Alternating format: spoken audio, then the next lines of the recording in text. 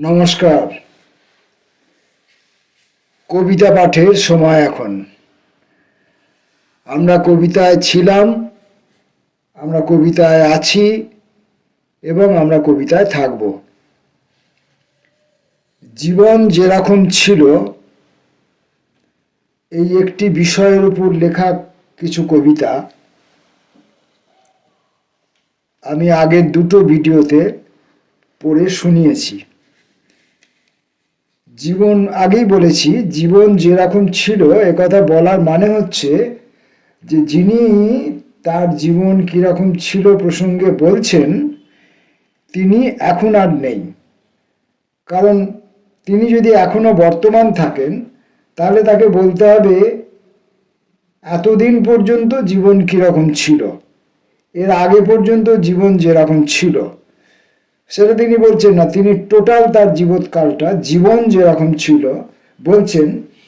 এবং কবিতাটা শুরুই হয়েছে মৃত্যু দিয়ে, অর্থাৎ মৃত্যুর পর একজন ব্যক্তি তার জীবনের দিকে পেছন ফিরে তাকিয়ে দেখছে। পরপর ঘটনাবলী বলতে বলতে বলতে বলতে আগের দিন সে তার নিজের মধ্যে উৎকণ্ঠা এবং অবিশ্বাস, এই জিনিসগুলো কিভাবে একজন বয়স্ক অবসরপ্রাপ্ত মানুষের মনে কিভাবে এসে বাসা বাঁধল সেই প্রসঙ্গে তার অনুভূতির কথা বলেছে। ব্যক্তিবিশেষে এই অনুভূতি তফাৎ অবশ্যই হবে এবং সেটা গদ্যে পদ্যে বিভিন্ন জন বিভিন্ন রকমভাবে লিখতে পারেন। এই ব্যক্তি জীবন যেরকম ছিল এই প্রসঙ্গে আজকে তার জীবনে আতঙ্ক জিনিসটা কেমন ছিল, আতঙ্কের স্বরূপ কেমন ছিল সেই সম্পর্কে কিছু বলতে গিয়ে তিনি কবিতার মতো করে 2-4 লাইন লিখেছেন। আতঙ্ক। বেশ কিছুদিন ধরেই কিছু একটা ঘটবে মনে হচ্ছে, তবে সেটা যে অঘটন হবে সে বিশ্বাস ক্রমশ মেরুদণ্ডের মধ্যে অবাঞ্ছিত ফ্লুইডের মতো জমা হচ্ছে। মনে হচ্ছে কোথাও যেন একটা ল্যান্ডমাইন পুঁতে রাখা আছে, তাকে তার নির্দিষ্ট কর্তব্য বুঝিয়ে দিয়ে সে যেন ক্রমশ অধীর হয়ে উঠছে তার দায়িত্ব পালন করে ওঠার জন্য। বাজারে যাচ্ছি, অফিসে যাচ্ছি, পুরস্কার তিরস্কার প্রদানের অনুষ্ঠানেও যাচ্ছি নিয়মিত। সর্বত্রই কিছু ঘটার আশঙ্কা। জন্মের পর থেকে অনেকগুলো ক্যালেন্ডার জমা হয়ে গেছে, তার কোনোটাকেই তেমনভাবে কাজে লাগাতে পারিনি। আদতে কাজই আমাকে তার প্রয়োজনে লাগার যোগ্য বিবেচনা করেনি। বিষ ফোঁড়া যে গোদের উপরও হয় সে কথা অনেকেই জানে এবং মানে। আমার বিগত যৌবনে মাটি চাপা উদ্দীপনা মাঝে মাঝেই আমাকে প্ররোচিত করার চেষ্টা করে। শয়তান এবং ভগবান দুজনেই চেষ্টা করছে আমার দলে যোগ দিতে। কাকে নেব? এখানে শয়তান এবং ভগবান দুজনকে নিয়েই এই ব্যক্তির জীবনে কিন্তু আতঙ্ক ছিল। যাই হোক, এরপর তিনি তার জীবনের বিগত যৌবন প্রসঙ্গে কিছু বলতে চাইছেন। এই লেখাটির নাম বিগত যৌবন। পূর্ব আর পশ্চিমের মাঝামাঝি জায়গায় অবস্থান করছে। কখনো মনে হচ্ছে এখনো উদয়কাল, কখনো মনে হচ্ছে অন্তের সময় শুরু হয়েছে। প্রজাপতির ফটো তোলে, গল্পও করে কারো কারো সঙ্গে ক্যানভাস নিয়ে। আবার পিছন দরজা দিয়ে কার যেন লাশ বার হয়ে যায়।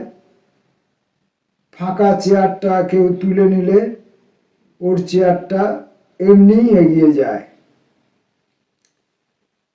লোকটা রাগ পছন্দ করে, করতে ও করাতে, দেখতে ও দেখাতে। তাতে নুন আর চিনির পরিমাণ ঠিক ঠিক থাকা চাই। গাফিলতি সহ্য হয় না। অথচ যতবারই ডাক্তারের কাছে যেতে হয়েছে, ডাক্তার তার প্রেসক্রিপশনের মাথায় বয়স লিখে দেয়, প্রতিবার একটু একটু বাড়িয়েও দেয়, প্রিয় খাবারগুলো ছাঁটে। এ মরশুমেও গোলাপ ভালো ফুটেছে। লাল ছাড়াও সবুজ, হলুদ, চকোলেটের সংযোজনও হয়েছে এবং কবিতা লেখা হয়েছে অনেকগুলো। 64 পাতার একটা বইও প্রকাশ হয়ে গেল। বইয়ের ক্রমিক সংখ্যা 12। কিভাবে যেন প্রচ্ছদ শিল্পীর তুলির আলো একটু তেরছা হয়ে গেছে, মানতে কষ্ট হচ্ছে।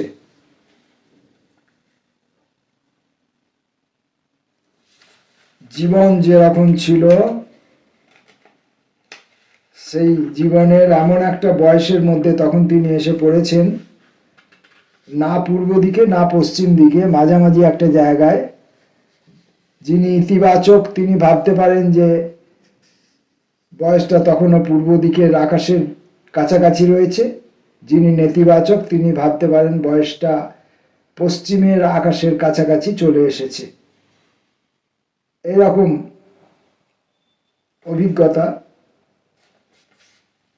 যখন কিনা যৌবন বিগত।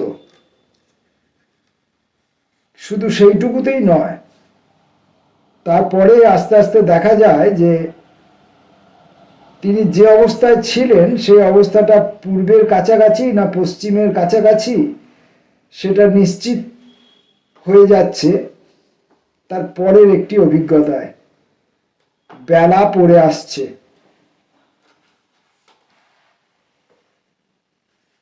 সহজ নির্ণয়ের কিছু ঘটনা অনির্ণীত হয়ে পড়ছিল ক্রমে। লোকটা তার কারণ বুঝতে পারছিল না।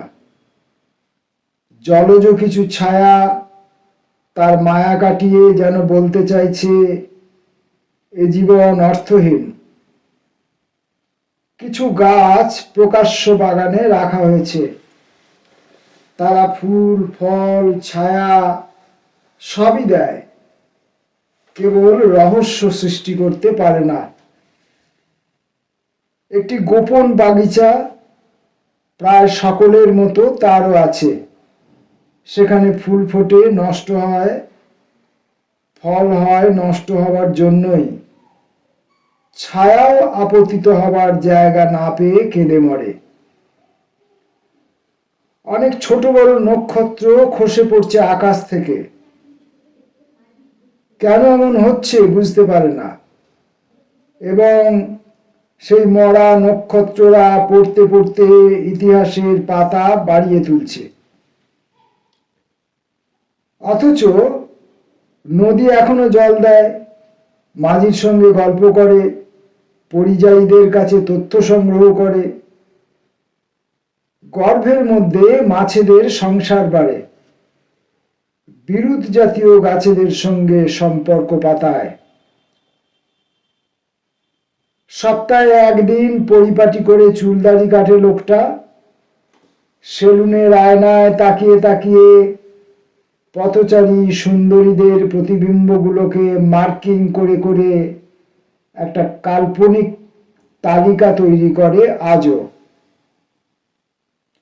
বেলা পড়ে আসছে, কিন্তু তার কম বয়সের যে অভ্যাসগুলো, যেগুলো আমরা স্বাভাবিকভাবে একে অপরকে বলবো যে তার মতিচ্ছন্ন যায়নি এখনো, সেই ব্যাপারটা আর কি। বেলা পড়ে আসছে, কিন্তু প্রথম জীবনের বা যৌবন বয়সের যে অভ্যাস, সে অভ্যাসটা এখনো মনের মধ্যে রয়ে গেছে। পরের লেখাটির নাম স্মৃতি। জীবনে অনেক তুমি, অনেক সে এবং অনেক তাদের সঙ্গে নদী প্রবাহের চুক্তি করেছি। তারা কেউই তাদের কথাগুলোকে সাদা অক্ষরে ছাপায়নি। কেউ কেউ অবশ্য অনাবিষ্কৃত ও অব্যবহৃত ভাষাকে ব্যবহার করেছে আত্মগোপনের জন্য। আমিও নিজের স্বপ্ন প্রণালী নিয়ে পরীক্ষা নিরীক্ষা করেছি বারবার। কিছু হারিয়ে ফেলার ভয়ে কিছু পেতে চাওয়াকে নিরস্ত করিনি কখনো।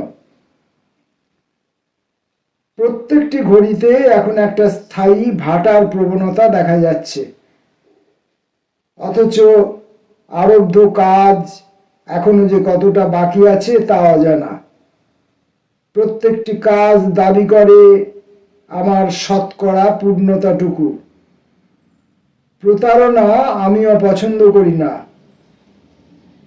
যদি আরো কোনো নতুন অতিথি আসতে বাকি থাকো, বেলা পড়ে এলেও স্বাগত জানাই।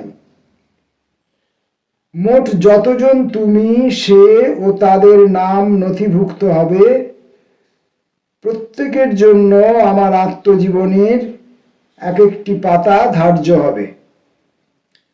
কত মানুষকে নিয়ে জীবনে মানুষের কত রকম স্মৃতি থাকে, কত রকমের সম্পর্ক, কত রকমের স্মৃতি, কত রকমের ঘটনা, কত রকমের ভালো ঘটনা, কত রকমের তিক্ত ঘটনা। এই সবই স্মৃতির মধ্যে থাকে। একটি জীবনের, মানুষের জীবনে, ফেলে আসা জীবনে, জীবন যেরকম ছিল সেই জীবনের মধ্যে এরকম সব থাকে। মানুষ জীবনে বহু রকমের পরীক্ষা নিরীক্ষাও করে, তার ব্যক্তিগত জীবন নিয়ে, তার কর্মজীবনে, তার সাংস্কৃতিক জীবনে, তার সামাজিক জীবনে, তার আধ্যাত্মিক জীবনে। বিভিন্ন জায়গায় মানুষ বিভিন্ন রকমের এক্সপেরিমেন্ট করে। একই মানুষ যে সব এক্সপেরিমেন্টগুলো করে তা নয়। এক একটা মানুষ তার নিজস্ব পছন্দ মতো, নিজস্ব পরিসর মতো জায়গায় নিজস্ব এক্সপেরিমেন্টটা করে থাকে। দেখি এই ভদ্রলোক কি এক্সপেরিমেন্ট করেছেন। এক্সপেরিমেন্ট: আমি তখন বহু মানুষের আমিকে সংগ্রহে নেমেছি। গ্রামে ও শহরে, জলে ও জঙ্গলে, গ্রহে ও অন্য গ্রহে যাচ্ছি আসছি রোজ। লতার দৃঢ়তা, বৃক্ষের নমনীয়তা স্পর্শ করতে করতে নিজের আমিকে তৈরি করছি। একটা বড় রাস্তার অনেকটাকে দেখিয়েছি আমার পরিচয়পত্র। তার আশেপাশে যে আরো বহু যদি, কিন্তু, অথচ, অথবা আছে, তাদের সঙ্গেও দেওয়া নেওয়া করেছি মিঠা পান। সেই বড় রাস্তার এখনো অনেকটাই, বেশিরভাগটাই বাকি। সঙ্গে সঙ্গে দেখা হবে আরো বহু, ইস কি দারুণ, হায় হায়, ছি ছি, ইয়ে হই না বাত, এদের সঙ্গে। ওদের সঙ্গে আলাপ পরিচয় হবে নির্দিষ্ট দূরত্ব থেকে, যাতে কেউ কারো ভাইরাসে আক্রান্ত না হই। হঠাৎ একদিন খণ্ডত্বটির উপর একটু বেশি মাত্রায় জোর দেওয়ার মতো হঠাৎ করে তোমার সঙ্গে দেখা হলো। সেই দেখা আমাদের পরস্পরের অনেকটা ভেতর অবধি পৌঁছে গেল ক্রমে ক্রমে। সেদিনের কোনো কথাকেই আমি ইতিহাস হতে দিইনি। সবকটি সংলাপ দিয়ে এখনো প্রতিদিন দিন শুরু করি।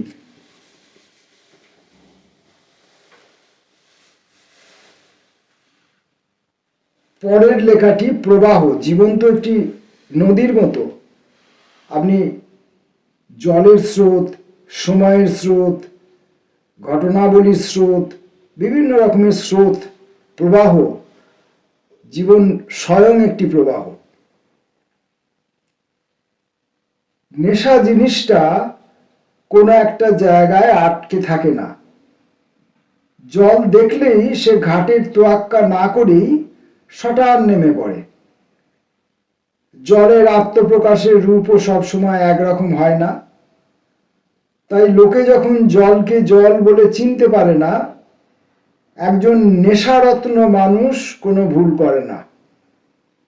ভুলের যাবতীয় সফটওয়্যার বা হার্ডওয়্যার একজন সঠিক মানুষের সামনে নিষ্ক্রিয় হয়ে যায়। ঘাটে ঘাটে যায়, যাত্রী নেয়, তাদের সঙ্গে গল্পগাছা করতে করতে জলকে ভাসিয়ে রাখার উপায় শেখায়। এইভাবে কত মানুষ যে কত মানুষের সঙ্গে যুক্ত হয়ে যায়, সারা জীবনভর তার ইয়ত্তা থাকে না। কবে কার কার হাসি থেকে আমি অক্সিজেন পেয়েছি তা জীবন কথায় লেখা যায় না। জীবন কথা কখনোই জীবনের মতো সম্পূর্ণ নয়, বিচিত্র নয়, সমৃদ্ধ নয়।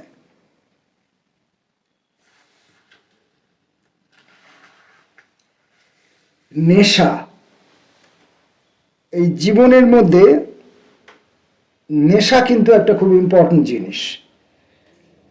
নেশা বলতে সাধারণত আমরা অ্যাডিকশন বুঝি, মানে কিছু নিষিদ্ধ ক্ষতিকর পদার্থ সেবনের কথা আমরা বুঝি। পান, বিড়ি, সিগারেট, মদ, গাঁজা, চরস এবং ইত্যাদি আরও বিভিন্ন রকমের নেশার কথাই আমরা বুঝি, কিন্তু তেমনটা নয়। নেশা পজিটিভও হতে পারে, নেগেটিভও হতে পারে, কিন্তু যখনই সেটা নেশা হয়ে যায় তখন কিন্তু সেটা হয়তো আর পজিটিভ নাও থাকতে পারে, কিন্তু নেশা যখন, তখন সেটা প্রিয় জিনিস। দেখা যাক সেই প্রিয় নেশাটির সম্পর্কে এই ব্যক্তির বক্তব্য বা অভিজ্ঞতা বা জীবনবোধ কেমন ছিল। কাঁচা সুপুরি খেলে নেশা হয়, মাথা ঘোরে। যাদের রসায়নে কৃত্রিম রাসায়নিক থাকে না, খুব নরম হওয়ার দরুন তারা অচৈতন্য হয়ে পড়ে সাময়িক। একটা নিষ্কর্মা লোক ছিল একটি পাড়ায়, হয়তো থাকেও প্রত্যেকটি পাড়াতেই একটি করে। সারাদিন সে ঘুরে বেড়াতো সুপুরি বাগানে, ব্যাগ ভর্তি করে সুপুরি কুড়াতো। কাঁচা সুপুরির নেশায় লোকটা পাগল হয়ে গেল। বাহ্য চেতন বলে কিছু রইল না তার। মেজাজের অচৈতন্য মেজাজ জাঁকিয়ে বসল। লোকে অবশ্য বলে সুপুরি আর আফিম এক নয়। প্রত্যেক বাড়িতে একজন করে দোকানদার থাকে, সেরকম কেউ একজন সেই সুপুরি সেদ্ধ করে শুকিয়ে কেটে বাজারে বিক্রি করলো। পানের দোকানে তার বেশ কদর, ভাজা সুপুরিও খায় কেউ কেউ। ডাক্তাররা ইদানিং বলছেন সুপুরি খেলে ক্যান্সার হয়। অর্থাৎ বুঝতে পারছেন, এই যে নেশা, এই নেশাটি অতিরিক্ত যদি হয়ে যায় তখন সেটা নেতিবাচকও হয়ে যায়। এই যিনি জীবনের কথা বলছেন তার অভিজ্ঞতাও সেই ধরনেরই আশঙ্কার ইঙ্গিত দিয়েছে এই লেখার মধ্যে।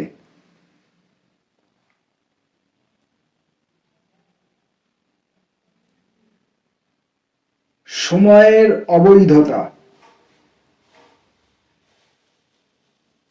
এটা কেমন ধরনের অভিজ্ঞতা দেখা যাক। সময়ের অবৈধতা। আধো শোয়া, আধো বসা, সেদিনের তুমি জানালায়। স্বয়ং জানালাও অভিপ্রায় বুঝতে পারেনি। যে সমস্ত শাল, শিশু, সেগুনেরা ছিল অদূরে সারিবদ্ধ, তারা যেন কোনো ঘোষণাবিহীন নির্দেশ পেয়েছিল। কেউ হয়তো সেই দিন রাস্তাকে বুঝাতে আসবে কেন তার একটু পরিবর্তন দরকার। অন্তত একটা বাঁক সেদিন খুব প্রয়োজন ছিল। কোথাও একটা ছেলের ঘুড়ি কেটে গিয়েছিল, তার লাটাইয়ের সুতো থেকে? কেউ কি কেটেছিল আড়াল থেকে? নাকি সুতোর ক্ষমতা তেমন পক্ক ছিল না? হাওয়াতে সেসব ভিডিও রেকর্ডিং করা আছে নিশ্চয়ই। কোথায় গিয়ে পড়েছিল সে ঘুড়ি? তাও দাবার বোর্ডে দুই রাজাই যদি একই মাঠে এসে পড়ে, খেলার ভবিষ্যৎ কেমন হবে জানতো না। দুই রাজাকেই একই ডিনার টেবিলে আমন্ত্রণ করলো একসঙ্গে। সে কথা অবশ্য কোনো পাখিও জানতো না বা রটাতে পারেনি। সূর্য তখন দুপুর 12টা অতিক্রম করেছে পৃথিবীর অন্য গোলার্ধে, অর্থাৎ এখানে তখন মধ্যরাত্রি।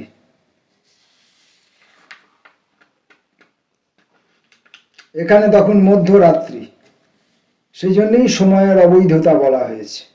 একই টেবিলে দুজন রাজাকে নেমন্তন্ন করা হয়েছে। এইবার ভদ্রলোক তার আসল জীবনের কথা বলছেন। এই লেখাটির নাম জীবন। একদিন কথা বলার তাগিদ অনুভব করলাম। শুধুমাত্র ইট নয়, বালি, সিমেন্ট, পাথরও লাগে। কম করে একজন মিস্ত্রি, অনেকটা করে ফাঁকা জায়গা লাগে। গল্প রাখার জন্য ফাঁকা জায়গা অনিবার্য। দু একজন কম বয়সী মেয়েও লাগে গাঁথনির কাজে, কারণ গাঁথনির মশলা খুব মজবুত হতে সাহায্য করে সেই মেয়েদের হাতের স্পর্শ, হাসির শব্দ আর চোখের ইশারা। তবেই না রাজমিস্ত্রিদের গাঁথনিটা নিখুঁত হয়, সুন্দর হয়, পোক্ত হয়। অনেকগুলো গল্প বলে গেলাম সংসারের জন্য, যখন যেখানে যতটুকু প্রয়োজন লাগবে ভেবে। অবশ্য কোনোটাই সম্পূর্ণ বলিনি। সম্পূর্ণ গল্প মানুষ হজম করতে পারে না। গল্প নিজেও কিছু কিছু অতিরিক্ত কথা বলেছে। কেন তা আমি বলতে পারবো না। নোটে পুনকো, শুশুনি, হেলেঞ্চাদের কথা বলার ফাঁকে লেটুস, পালং, ডিমের কথাও এসে পড়েছে আলাপ পরিচয়ের মধ্যে।